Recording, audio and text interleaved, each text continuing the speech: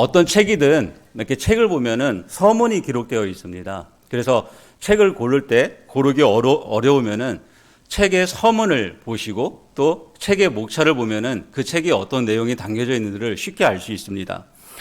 서문만 다 읽어도 그 책의 전체적인 내용이 어떤 주제를 가지고 어떤 목적을 가지고 저자가 기술했는지를 파악할 수 있다는 것이죠. 시편의 1편과 시편의 2편은 마치 이 시편 150편의 서시, 서문과 같은 역할을 합니다. 그래서 저자가 하고 싶은 말을 바로 시편 1편에 몽땅 거기에 담겨져 이렇게 기록했다는 것이죠.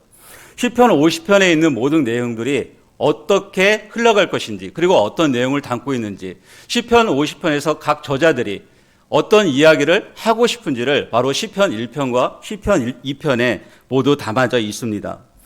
그래서 시편 1편을 바로 서시라고 시편의 서시라고 이렇게 이야기를 하곤 합니다. 특별히 시편 1편은 우리가 가장 많이 좋아하는 말씀이기도 하고 또 가장 많이 암송하는 말씀이기도 합니다. 또 그리스도인이라면은 아니 세상 사람들이라면은 누구나 관심 있는 말씀이기도 합니다. 왜 그러냐면은 어떤 단어가 들어 있어요? 복. 예. 한국 사람들 정말 복 좋아합니다. 우리 신년이 이제 얼마 안 됐지만 뭐예요? 새해 복 많이 받으세요. 한번 해 볼까요? 새해 복 많이 받으세요.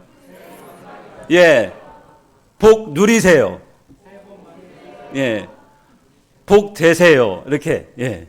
이런 말씀을 많이 합니다. 앞으로 이제 또 1월 말에 가면 또 구정, 설날이 있습니다. 그때도 새해 복 많이 받으세요. 예.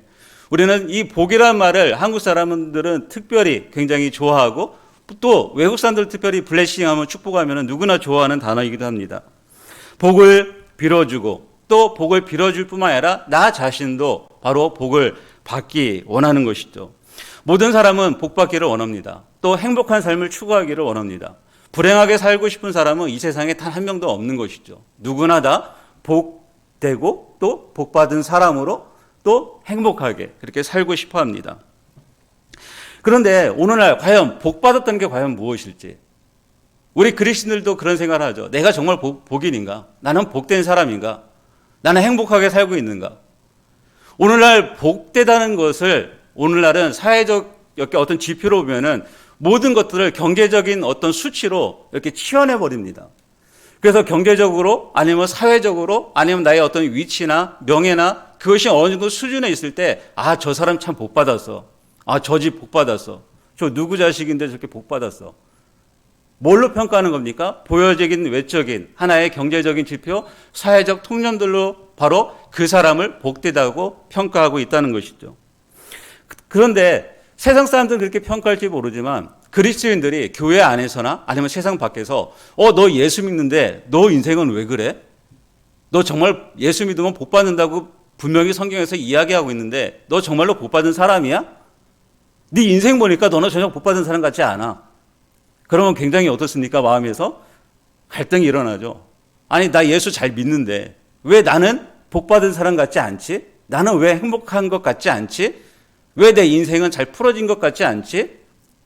왜 나는 저 사람들과 비교할 때, 세상 사람들과 비교할 때 나는 신앙도 오랫동안 가져왔고, 열심히 섬겼고, 열심히 성경도 읽었고, 열심히 기도도 했는데 왜 그 지표에, 사회적인, 경제적인 그 수준에서 말하는 지표에 나는 왜 도달하지 못하지? 라고 스스로 자책하기도 할 수도 있습니다. 왜 그럴까요? 대부분. 복을 오해하기 때문에 그렇습니다.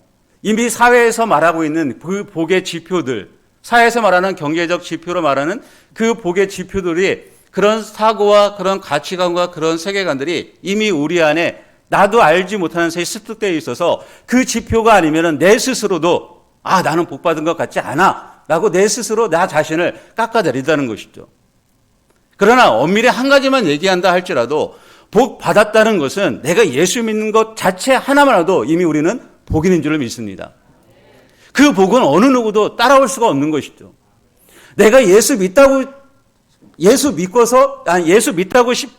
믿는다고 아무리 애쓰고 의지로 해서 예수 믿어집니까? 그렇지 않는 것이죠. 예. 이건 하나님의 은혜가 있어야 되는 거예요. 내 힘과 내 능력으로 내가 어떤 부가 있어서 이제 예수 믿어볼까? 어느 정도 내가 이룰 거 이뤘으니, 내가 어느 정도 높아졌으니까 이제 예수 믿으러 가야지, 교회당 가봐야지. 어떤 정치인이 성경 책 끼고 아침 일찍 교회당 간다고 해서 그 사람이 예수 믿을 수 있을까요? 그렇지 않는 것이죠. 하나님의 은혜가 그 사람 가운데 성령의 감동하심으로 믿음을 줄 때 우리가 믿을 수 있는 것이죠. 그래서 예수 믿는다는 것 자체가 바로 복인 줄로 믿습니다. 따라서 우리가 말하는, 사회에서 말하는 통념이나 지표에 흔들리지 마시고 내가 그리스도이라면 나는 복인인 것입니다. 이것을 붙드시기 바랍니다. 환경에, 사회에, 말에, 어떤 다른 것에 흔들리는 것이 아니라 내가 예수 믿기 때문에 나는 복인인 것이죠. 분명히 말씀하고 있지 않습니까? 복 있는 사람. 그 사람과 악인의 길은 분명히 다르기 때문에 우리는 성경을 알고 있기 때문에 우리는 복인인 줄로 믿습니다. 물론 그렇다고 해서 복 안에 경제적, 사회적 복이 없다는 말씀은 아닙니다. 우리는 항상 우리의 시각으로 어떤 약속이 성취되고 그것을 평가해서는 안 된다는 것이죠. 하나님의 말씀은 믿음의 눈으로 바라볼 때 믿음을 통해 우리의 모든 것들이, 환경이 우리를 대적한다 할지라도 우리가 하고 있는 일들이, 또 우리가 걷고 있는 그 길이 여전히 형통하고 복된 길로 주님이 인도하고 계신다는 것을 믿음으로 바라봐야 될 줄로 믿습니다. 그리스도인들이 가장 가치 있게 바라고 여겨야 될 것은 외적인 번영이 아니라 바로 우리 내면의 속사람, 영혼의 번영일 줄로 믿습니다. 1년 새해가 바뀌면은 항상 새로운 계획들을 세웁니다. 나이가 한 살 먹고 또 뭔가 새로운 마음을 가지게 되죠. 그러나 새해가 지났다고 해서 우리 스스로가 새롭게 되는 건 아니잖아요. 우리의 육신은 후패합니다. 어느덧 저도 나이가 꽤 되었습니다. 나이가 들어갈수록 손, 얼굴에 이렇게 생기는 것들 보면은 거울 보면 가끔 속상하기도 합니다. 그러나 육신에 지나가는 그게 아니라 우리 내면에 있는 속사람, 영이 새롭게 되어질 때 그 사람이 바로 새해를 온전하게 맞이하는 것이죠. 영혼의 번영인 것이죠. 이 시편 1편은 그래서 복을 받고 누리는 삶이 무엇인지를 명확하게 그 진리의 길로 안내해주고 있는 안내자 역할을 하고 있습니다. 두 사람이 등장하죠. 악인과 의인. 그리고 두 사람의 길이 완전히 나중에 다름을, 그리고 삶에 있어서 열매도 다름을 분명하게 보여주고 있습니다. 우리의 길은 길 위에 산다고 말합니다. 길을 걸어가는 사람들, 아까 찬양에도 나오죠. 우리는 말로 그 길을 걸어가려고는 하지만 실제적으로 걸어가지 않는 길. 항상 두 갈래의 길이 있는데 그 두 갈래 길에서 이쪽으로는 가고 싶은데 마음은 잘 움직이지 않는 길 있잖아요. 그 두 가지 길에서 우리는 항상 갈등을 합니다. 선택을 어느 길로 갈 것인가. 날마다 그 갈등의 연속이고 날마다 선택의 연속인데 그 길 위에서 어떤 길을 선택해서 갈 것인가가 복 있는 길이 될 수도 있고 또 아무것도 남지 않는 바람에 나는 겨와 같이 잡으려고 해도 잡지 못하는 그런 결실을 맺을 수도 있다는 것이죠. 그래서 1편에 보면은 이렇게 시작됩니다. 다른 번역본에 보면은 그 놀라운 축복들 이렇게 나옵니다. 그 놀라운 축복들. 은혜 받은 사람이 누릴 놀라운 축복 또는 은혜 받을 사람이 받을 놀라운 축복이 바로 여기에 담겨져 있다는 것이죠. 그런데 그런 사람들은 따르지 말아야 될 것, 서지 말아야 될 것, 앉지 말아야 될 것이 이야기하고 있습니다. 1절에 보면은 악인들의 꾀를 따르지 말고 죄인들의 길에 서지 말고 오만한 자들의 자리에 앉지 말고 이렇게 기록되어 있습니다. 복된 사람이라면은 이 세 가지에 있는 길에 따르지 말고 서지 말고 앉지 말라는 겁니다. 여기 보면은 점차적으로 깊은 구렁으로 빠져드는 점층적인 구조를 사용하고 있습니다. 제일 처음에는 따르는 것이고 그 다음에 서는 것이고 그 다음에는 앉는 것입니다. 주저앉는 것이죠. 제일 처음에는 우리가 악인들의 꾀를 따른다는 것은 이렇게 생각할 수 있습니다. 어떤 사람이 어떤 길에 있어서 이율배반적인 게 있습니다. 내가 하나님의 말씀을 따르는 것보다 내가 세상의 어떤 방법을 따르면은 나에게 이득이 많다. 이 한 번쯤은 내가 이 이득을 따르는 것이 나한테 좋겠다. 그 방법을 취하면 좋겠다. 그래서 나의 이득을 생각하고 그 꾀를 내서 잔꾀를 내서 그 길을 따르게 됩니다. 처음에는 그 길을 따라가는 것이 괜찮네. 이거 한 번쯤은 괜찮겠지. 이렇게 생각하고 그 길을 따라가는 것이죠. 이게 악인들의 꾀를 따라가는 겁니다. 처음에는 세상의 방법이 뭔가 괜찮아 보여서 한번 그 방법을 시도해 보는 것이죠. 시도했는데 어느 순간 죄인들과 같은 길에 서 있는 것이죠. 좀 더 가보니까 내가 죄인은 아닌데 죄인들과 같은 그 무리에 내가 같이 서 있는 것입니다.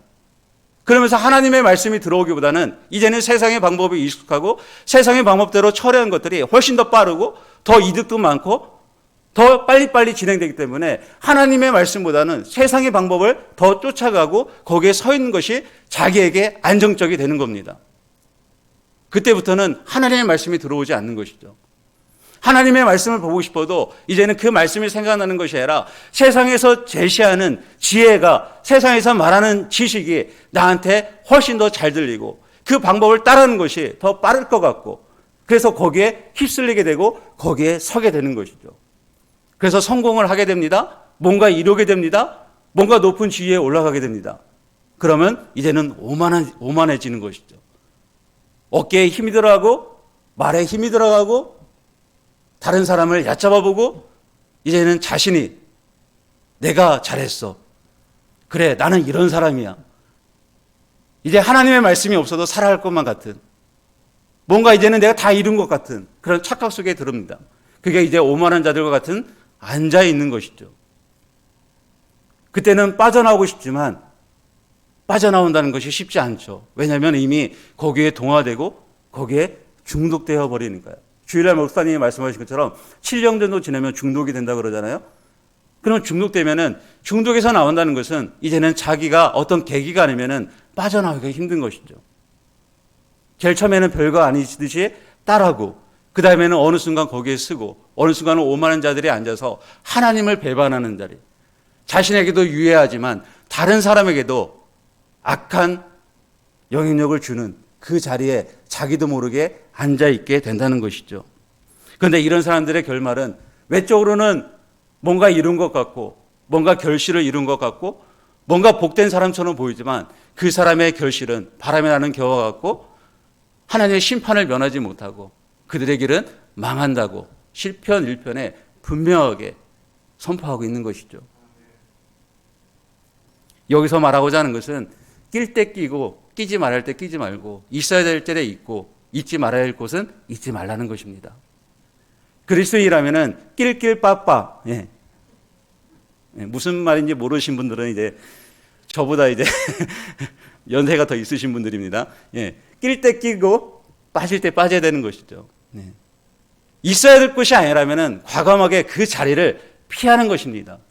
내가 있어야 될 곳이라면 그곳에는 죽음을 무릅쓰고 있어야 되는 것이고 그것이 잊지 말아야 할 곳이라면은 목숨을 다해서 빠져나와야 되는 것이죠. 예.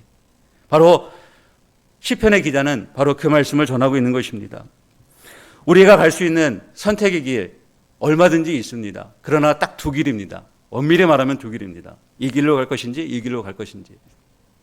중간의 길은 있을 수가 없습니다. 그 길에서 바로 악인의 길이 아닌 그러면 우리가 어떻게 이 복된 길로 갈 수 있을까? 의지로 될까요? 정말 힘들어요. 예. 내가 의지로 무엇인가를 싸워서 새해 결심을 했죠. 오늘이 벌써 12일. 예. 엊그저께 새해 결심에 성경 하루에 얼마씩 읽어야지, 기도 어떻게 해야지, 뭐 적어야지 했는데 벌써 12일. 얼마큼 오셨나요? 작심 3일. 예. 제가 작년에 유일하게 잘한 것 중에 하나가 있는데 제 평생에 다이어리 한 권을 처음부터 끝까지 다 써봤습니다. 예. 제 평생의 유일한 기록이에요. 예. 의지로 한번 해봤습니다. 내가 한번 다 써보자. 뭐 종이로도 써보고 그 다음에 뭐 이렇게 전자 아이패드에 써보고 여러 가지 방법을 했는데 항상 중간에 쓰다가 3, 4월까지는 잘 쓰다가 그 다음부터는 공백, 그 다음에 11월, 12월 다시 쓰고 이런 식으로 했었는데 작년에는 한번 제가 의지로 한번 처음부터 끝까지 빼곡히 한번 써보자 해서 한번 써봤습니다. 예. 한번 써지더라고요. 예. 근데 그 의지는 쉽지 않습니다. 그래서 성경에서 그 의지가 아닌 하나님이 붙들어 주시는 힘으로 우리가 그 길을 걸어갈 수 있음을 여기서 보여주고 있는 것이죠. 바로 2절의 말씀입니다. 다시 한번 읽어볼까요? 시작. 여호와의 율법을 즐거워하여 그의 율법을 주야로 묵상하는도다. 아멘. 예. 복 있는 사람은요, 율법 안에 있으며 그것을 자기 삶의 기준으로 삼습니다. 율법 안에 자기가 놓여져 있고 그 길을 걸어가는 것을 즐거워합니다. 우리는 율법 하면은 이미 이렇게 뭔가 알레르기 반응이 있는데, 여기서 말하는 율법, 이 당시에 말하는 율법은 토라를 말하는 거죠. 모세오경을 말하고 있습니다. 그러나 지금의 율법을 우리가 말하면은 성경 전체를 말씀하고 있다고 볼 수 있는 것이죠. 성경 전체 안에 내가 서 있는 것, 그 안에 내가 잠겨져 있는 것, 그 안에 내가 들어가 있는 것, 그것을 즐거워한다는 것이죠. 왜냐하면은 우리는 이 세상의 밥이 아닌 하나님의 말씀, 그것이 우리의 생명의 양식이기 때문에 그렇습니다. 우리가 살고 죽는 것은 하나님을 아는 데 생명이 있는 것이지, 하나님을 모르면은 죽은 것인 것이죠. 생명이 없는 것입니다. 하나님의 율법을 정말로 우리가 즐거워하는가? 하나님의 말씀을 정말로 즐거워하는가? 또 하나님의 말씀을 우리가 날마다 상고하고 있는가? 그 말씀에 대해서 연구하고 있는가? 또 그 말씀이 나의 오른손으로 그 말씀을 삼고 있는가? 나의 최고의 동반자이자 나의 안내자로 삼고 있는가?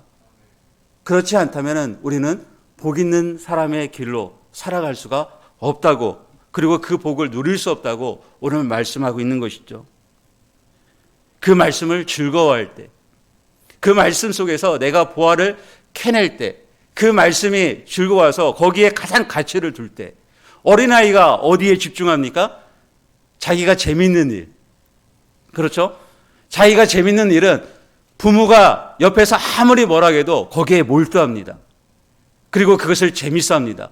하지 말라 해도 합니다. 예. 그게 즐거워하는 일입니다. 우리가 하나님의 말씀을 즐거워할 수 있다는 것은 누가 시켜서가 아니라, 교회에서 올해부터 또 성경 일독해야 됩니다, 신청하십시오, 그게 아니라 내 스스로 그 일이 재밌어서 성경을 읽고 싶어하고 성경을 가까이 하고 싶어하고 그 일을 가장 가치 있게 여기는 마음이 있을 때 그 말씀을 읽는 것이 즐겁고 그 말씀을 묵상하는 것이 즐겁게 되는 것입니다. 올 한 해 이러한 역사들이 우리 성도들 안에 일어나기를 간절히 축원합니다. 말씀을 즐거워하는 것, 그리고 그 말씀 속에서 담겨져 있는 보화들을 우리가 캐낼 때마다 짜릿함을 느끼는 것이죠. 그 말씀 속에서 소망을, 위로를 얻을 때마다 기뻐하는 것이죠. 그 말씀에서 안식을 얻는 것이죠. 여기 복 있는 자리에 앉아 즐거워한다는 것은 그 말씀에서 유쾌함을 우리가 발견한다는 것이죠. 그리고 그 말씀 안에서 사람다움을 발견할 수 있다는 것입니다. 세상에 사람다움이 살아가져갈 때 그 말씀 안에서 사람답게 사는 것이 무엇인지를 비로소 또한 알 수 있다는 것입니다. 그래서 복 있는 사람이 전념하는 것은 그 말씀을 즐거워하며 그 말씀을 묵상하는 사람인 것입니다. 어떻게 해요? 주야로 묵상합니다. 하나님은요, 우리 인간을 정말로 신비롭게 만들었어요. 그렇죠? 신기하지 않습니까, 여러분들? 저는 참 신기합니다. 저는 두 번의 그런 쓰러짐을 통해서 제가 경험했던 것은 정말 사람은 신기한 존재이다. 특별히 동맥이라는 것들을 제가 여기 혈관에 관심이 많다 보니까 동맥을 보면서 우리의 동맥이, 이 동맥에 피가 닿지 않는 것은 자가 발전이 있어서 그곳까지 피를 전달시키는 그 기능까지 하나님이 발전소를 만들어 놨다는 사실들. 특별히 우리의 뇌는 바로 하나님의 말씀을 묵상할 수 있도록, 그 묵상하면서 하나님을 알아갈 수 있도록, 그리고 그 힘으로 우리의 삶이 바뀔 수 있도록 하나님이 뇌를 창조하셨다는 겁니다. 하나님은 우리 뇌에 1000억 개의 뉴런과 100조 개의 시냅스를 만들어 놓으셨습니다. 1000억 개의 뉴런, 그리고 100조 개의 시냅스. 잘 이해가 안 되시죠? 뉴런은 신경세포로 인간이 명령하는 일을 수행하는 하행과 비서와 같은 역할을 합니다. 그리고 100조 개의 시냅스는 신경세포를 연결하는 회로입니다. 그러니까 우리가 밤하늘에 있는 별, 만약에 별이 1000억 개가 있다면 1000억 개의 별에 100조 개의 연결도를 만드는 것이 우리 뇌 안에 있다는 겁니다. 어마어마하지 않습니까? 1000억 개의 별에, 그럼 우리의 1000억 개의 이 구조에 100조 개의 연결 통로를 우리가 어떻게 생각하고 우리가 어떤 것을 묵상하느냐에 따라서 연결 도로가 달라질 수 있다는 겁니다. 그래서 우리의 뇌를 보면은 뇌를 잘 쓰는 부분과 잘 쓰지 않는 부분이 연결이 단절되어 있습니다. 그것을 뇌의 가소성이라고 합니다. 우리의 시냅스가 연결을 이렇게 우리의 뇌가 이렇게 잘 어떤 일에 몰두하면은 그 몰두한 일에 뇌의 가소성이 생겨서 그 길은 고속도로가 생기는 것이고 쓰지 않는 것은 죽는 것입니다. 길이 없어져 버리는 것이죠. 그래서 여기서 묵상한다는 것은 바로 그 길을 만드는 거예요. 예. 우리는 세상의 부자들 부러워합니다. 근데 그 부자들이 하는 습관이 있습니다. 세상을 움직이는 리더들, 부자들이 꼭 하는 습관이 있는데 하루에 30분 이상 그들이 책을 읽는다는 겁니다. 이건 불변의 법칙입니다. 모든 이 세상에 있는 빌 게이츠, 그다음에 그 손정희, 그다음에 워렌 버핏, 이런 모든 사람들이 하고 있는 습관이 있다면 그 사람들은 책을 읽는다는 것. 그 책 속에서 고전을 읽으면서 거기서 자기의 그 뇌에 어떤 길을 만드는 것이죠. 그 사람들의 생각을 가져와서 자기 걸로 삼으면서 길을 만드는 거죠. 묵상이 바로 이런 역할을 합니다.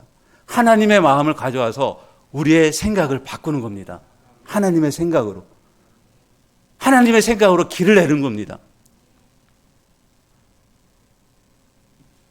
어마어마한 길을 내는 것이죠. 뇌의 회로를 바꿀 수 있는 것이 바로 성경을 읽는 것이고 바로 묵상하는 것입니다. 악인의 꾀에 또 죄인의 길에 오만한 자들의 자리에 앉지 않고 복 있는 사람의 길로 살아가는 지혜는 바로 여기에 있는 것이죠. 주야로 말씀을 묵상하는 것. 우리가 그리스도인으로 살아가면서 말씀을 읽고 묵상하고 기도하는 것, 이것은 그리스도의 삶의 중심축인 것이죠. 그렇지만 우리가 세상을 살다 보면은 이것들을 많이 놓치고 또 이것들의 시간을 할애하는 것들을 아까워합니다. 그러나 우리는 주야로 바로 이 말씀을 묵상해야 하는 것이죠. 주야라는 표현은 말 그대로 밤낮일 수 있습니다. 여호와의 율법을 즐거워하며 낮에는 말씀의 힘으로 사는 것이고 밤에는 하루 동안 그 말씀이 나를 어떻게 이끌어왔는지, 그 말씀이 내 삶 속에서 어떻게 역사했는지, 그 성령 하나님이 나를 어떻게 인도했는지 밤에는 다시 한번 읊조리며 다시 소가 되새김질하듯이 되새기며 그 하나님께 감사하는 것, 그것이 주야로 묵상하는 겁니다. 아침에 저녁에 한번 묵상하는 것이 아니라 그 말씀이 오늘 나에게 아침에 일어나서 묵상되었던 말씀이 그 하루의 한날에 내가 잠들기까지 어떻게 나의 삶을 결인해 왔는지에 대해서 내가 다시 한번 곱씹으면서 그 말씀대로 내가 어떻게 살았는지에 대해서 감사하며 그 하나님께 영광 돌리는 것이 주야로 묵상하는 것이죠. 또 한 가지 주야라는 것은 다른 은유적인 표현이 있는데 그건 성공했든지 실패했든지라는 의미를 담고 있습니다. 내가 성공한 날에도 또는 실패한 날에도 성공할 때는 그 하나님의 말씀을 해서 내가 감사하고 그 하나님께 찬양하는 것이고, 실패했을 때는 그 하나님의 말씀으로 인해서 위로받고 다시 소망으로 일어서는 것이 주야로 묵상하는 것입니다. 성공했든지 실패했든지 내가 어떤 높은 자리에 있든지 낙심한 자리에 있든지 그 말씀이 나에게 여전히 동일한 말씀이 되는 것이고 하나님이 하나님 되심을 날마다 인정하는 것이 주야로 묵상하는 것을 믿습니다. 하나님의 말씀은 이 성경 전체는 딱 두 가지죠. 하나님이 우리를 구원하시기 위해서 하신 일과 하나님이 우리와 어떤 관계를 맺기 원하시는지에 대해서 말씀하고 있는 것이죠. 시편에서 말하고 있는 것은 바로 그런 관계죠. 예. 하나님과 나와의 관계. 주야로 항상 너 나와 어떤 관계를 이룰래? 그걸 말씀하고 있는 것이죠. 그래서 묵상하다는 말씀에는 바로 여러 가지 단어들이 있습니다. 우리가 잘 알고 있는 것처럼 읊조리다, 또 숙고하다, 또한 속삭이다, 그리고 으르렁거리다, 이런 표현들이 있습니다. 우리가 가장 친숙한 단어가 있다면 그것은 말씀 그대로 묵상한다는 의미인 것이죠. 예. 묵상, 조용히 말씀을 가지고 나가서 그 말씀을 읽고 그 말씀을 음미해 보는 것이죠. 그리고 질문해 보는 것이죠. 하나님과 대화하는 것이죠. 속삭이는 것이죠. 말씀을 읽는 것도 기도의 한 부분이기 때문에 그 말씀 안에서 하나님과 대화하는 것, 그게 기도인 것이죠. 그리고 속삭이고 듣는 것이죠. 뭐라고 하시는지. 왜냐하면 성경을 한번 읽었을 때는 그 성경이 나에게 뭐라고 하는지, 이 성경에서 말씀하자는 것이 무엇인지 잘 알지 못합니다. 그러나 그것들을 반복해서 읽고 묵상하다 보면은 마치 엘리야가 기도하고 엘리야의 그 사환에게 너는 가서 바다 쪽을 바라보라 할 때, 처음에 갔을 때는 아무것도 보이지 않지만 7번째 가서 바라봤을 때 손바닥만한 구름 한 점이 올라오고 결국은 그 구름이 온 땅을 덮으면서 비가 내리는 것을 보았던 것처럼, 처음에는 그 말씀이 아무것도 보이지 않고 또 읽어도 보이지 않고 또 읽어도 희미하게 보이지만 어느 순간 읽다 보면은 손바닥만한 구름이 올라가고 그 다음에는 나의 삶의 전체를 그 말씀이 나를 덮게 되고, 그때부터는 그 말씀의 은혜 속에서 내가 하나님의 어떤 분인지를 알 때 우리 삶에 복된 것이 무엇인지를, 그리고 복을 누리며 그것을 전파하는 자로 살게 되는 것이죠. 믿으십니까? 이런 축복들이 우리 교회 성도들의 있기를 주님의 이름으로 축원합니다. 아멘. 성경을 가볍게 여기면은 아무것도 볼 수 없습니다. 성경을 읽고 지나가면 아무것도 볼 수 없습니다. 스님들도 성경을 읽습니다. 그러나 읽고 지나가면은 스님들은 깨달을 수가 없는 것이죠. 그 말씀을 성령 하나님께서 보여주시고 말씀해 주시고 깨닫게 해주실 때 바로 아무것도 보이지 않는 그곳에서 하나님의 말씀의 은혜가 무엇인지, 하나님이 말씀하시는 무엇인지를 비로소 보게 되고 발견하게 되고 그 안에서 보화를 캐내게 되어 주를 믿습니다. 아멘. 그리고 두 번째 단어의 의미가 있습니다. 이사야서 31장 4절을 우리 같이 한번 읽도록 하겠습니다. 시작. 여호와께서 이같이 내게 이르시되 큰 사자나 젊은 사자가 자기의 먹이를 움키고 으르렁거릴 때에 그것을 치려고 여러 목자를 불러왔다 할지라도 그것이 그들의 소리로 말미암아 놀라지 아니할 것이요 그들의 떠들음으로 말미암아 굴복하지 아니할 것이라. 이와 같이 나 여호와가 강림하여 시온산과 그 언덕에서 싸울 것이라. 아멘. 예. 여기에 바로 묵상의 다른 의미인 으르렁거리다입니다. 예. 묵상의 다른 의미가 있다면 그 단어 안에 이 의미가 있습니다. 으르렁거리다. 예. 바로 이 읽은 말씀처럼 사자가 아기 사자든 큰 사자든 사자가 사냥을 하고 나서 그 먹잇감을 움켜쥐고 다른 적들이, 다른 포식자들이 그 먹잇감을 빼앗지 못하도록 그 먹이를 꼭 움켜쥐고 으르렁거린 겁니다. 오지마 하고 으르렁거린 것이죠. 빼앗기지 않으려고. 예. 놀라지 않고 굴복하지 않는 것이죠. 얼마 전 제가 동물의 왕국을 봤습니다. 예. 제가 젊었을 때는 동물의 왕국을 왜 봤는데 이제는 동물의 왕국이 재밌더라고요. 신기하게 재밌어요. 그래서 동물의 왕국을 이렇게 봤어요. 근데 거기서 제가 이 말씀을 이제 준비하기 훨씬 전이거든요. 근데 이 말씀하고 이렇게 매치가 되는 부분이 있었어요. 코로나19로 인해서 작년에 이 동물들의 세계에도 변화가 있었어요. 굉장한 변화가 있었는데요. 사람만 고통당하는 게 아니라 동물들도 굉장히 이 코로나19로 고통을 많이 당하더라고요. 보니까 동물의 왕국에서 예전에는 코로나 전에는 먹잇감들이 있어서 사자가 먹이를 잡고 이렇게 그 사냥을 하면은 자기가 온전히 먹이를 먹을 수 있었는데, 작년에 코로나19로 해서 사자들도 먹이를 사냥하는 게 쉽지 않고, 또 먹이를 사냥한다 할지라도 사자가 먹잇감을 딱 쥐고 먹이를 사냥하고 먹이를 먹으려고 하면은 그 옆에 하이에나나 다른 그 맹수들이 사자한테 달려듭니다. 감히 동물의 왕 사자한테 웃기지도 않는 것들이 막 달려드는 것이죠. 근데 사자가 도망가요. 왜냐하면 먹을 것이 워낙 없다 보니까 서로 살려고. 이게 코로나19로 인해서 동물의 생태계에도 변화가 온 것이에요. 바로 여기에 있는 이 말씀을 보면서 아, 그렇구나. 사자가 먹잇감을 뺏길 정도로 적이 위협적이면은 마찬가지로 우리가 하나님의 말씀을 내가 붙들었다 할지라도 사단은 얼마든지 그 말씀을 빼앗기 위해서 호시탐탐 우리를 침범한다는 것이죠. 예. 유혹한다는 것이죠. 이 사람이 말씀 붙들었네? 저 사람 봐라. 내가 빼앗아야겠다. 사단은 언제든지 호시탐탐 그 말씀을 우리한테서 빼앗아 가려고 한다는 것이죠. 그래서 묵상하다는 표현은 바로 으르렁거린다는 표현이 같이 들어있는 겁니다. 그 말씀을 빼앗기지 않으려고 내가 움켜쥐는 것이죠. 그 말씀을 붙드는 것이죠.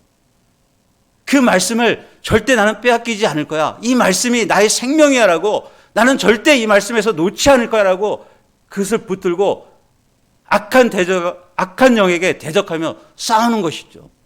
이게 묵상하는 겁니다. 그냥 묵상하고 말씀을 읽고 끝나는 것이 아니라 그 말씀을 내가 꽉 붙드는 것이에요. 꽉 잡고서 으르렁거리는 것이죠. 이게 묵상하는 것입니다. 내 뜻대로 우리가 일이 잘 되고 삶이 잘 풀어지면은 우리는 그 말씀을 굉장히 놓기 쉽습니다. 공부할 때 힘들 때는 말씀을 잘 붙들어줘요. 그 말씀이 굉장히 힘이 됩니다. 그러나 무장이 해제되면은 적이 와서 공격하면은 쉽게 말씀을 놓는다는 것이죠. 바로 여기서 복된 사람은 어떤 순간이든지 그 말씀을 붙잡고 놓지 말라는 겁니다. 그 말씀을 붙들고 으르렁거리라고 바로 이야기하고 있는 것이죠. 다른 것들이 호시탐탐 그 먹잇감을 빼앗으려 할 때 빼앗기지 않도록 으르렁거리는 겁니다. 그게 바로 복된 사람인 것입니다. 아멘. 예, 세 번째 의미를 보겠습니다. 예레미야 17장 7절에서 8절 말씀입니다. 같이 한번 읽어볼까요? 시작. 무릇 여호와를 의지하며 여호와를 의뢰하는 그 사람은 복을 받을 것이라. 그는 물가에 심어진 나무가 그 뿌리를 강변에 뻗치고 더위가 올지라도 두려워하지 아니하며 그 잎이 청청하며 가무는 해에도 걱정이 없고 결실이 그치지 아니함 같으니라. 아멘. 오늘 읽은 말씀하고 똑같죠, 거의? 예. 7절만 다릅니다. 예.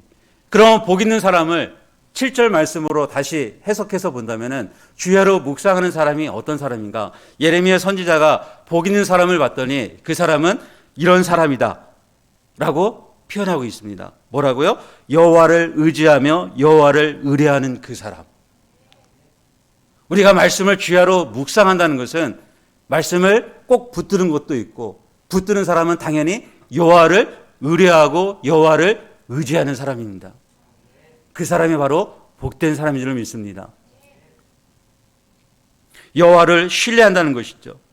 어느 순간이든지 매 순간마다 그 여호와 하나님을 신뢰하는 사람, 그 사람 여호와 하나님만을 의지하고 그 하나님만을 의뢰하며 그 삶을 살아가는 사람, 그 사람이 복된 사람이다 라고 예레미야 선지자는 분명히 선포하고 있습니다.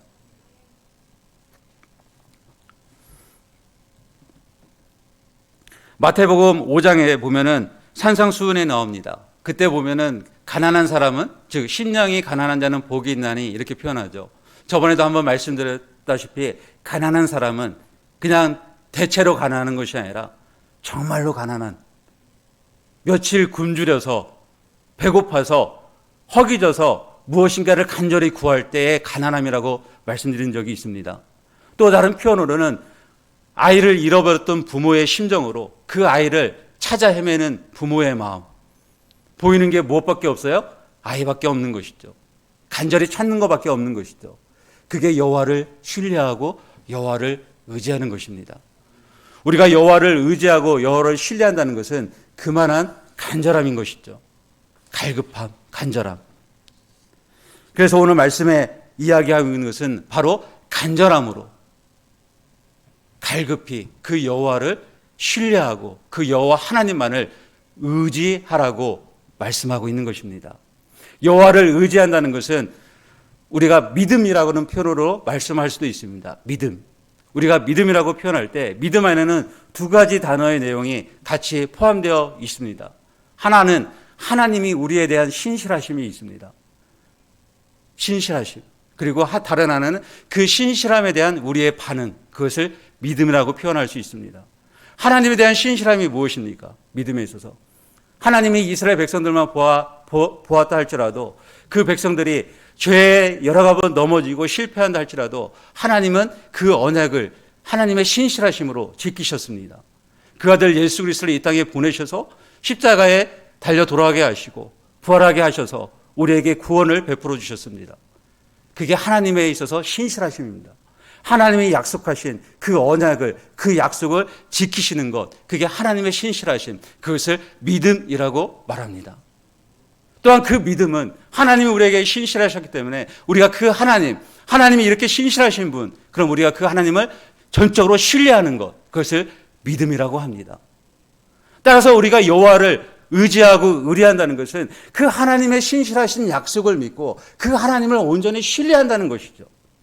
나의 삶에 있어서 굴곡이 있고 풍파가 있고 때로는 번성하든지 내가 잘 됐든지 내 일이 잘 풀어든지 어느 순간이든지 그 하나님의 신실하심을 믿고 그 하나님을 매 순간마다 신뢰하고 그 약속의 말씀을 붙들고 주야로 그 말씀을 따라 살아가는 것, 그것이 바로 복된 사람이다, 복 있는 사람이다 라고 오늘 시편 기자는 말씀하고 있는 것입니다.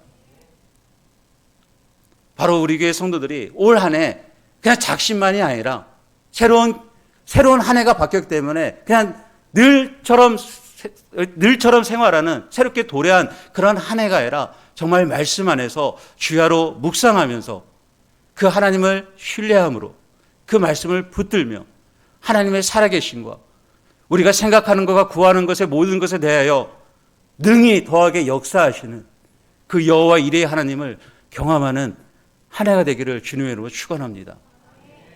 그 하나님이 어떤 분이신지를 올 한 해 더 깊이 알아가고 좀 더 깊이 하나님과 더 친밀히 다가가고 더 깊은 자리에 나가서 말씀의 보화들을 끌어올리는 올 한 해 우리 교회 생수 성도들이 되기를 주님의 이름으로 축원합니다.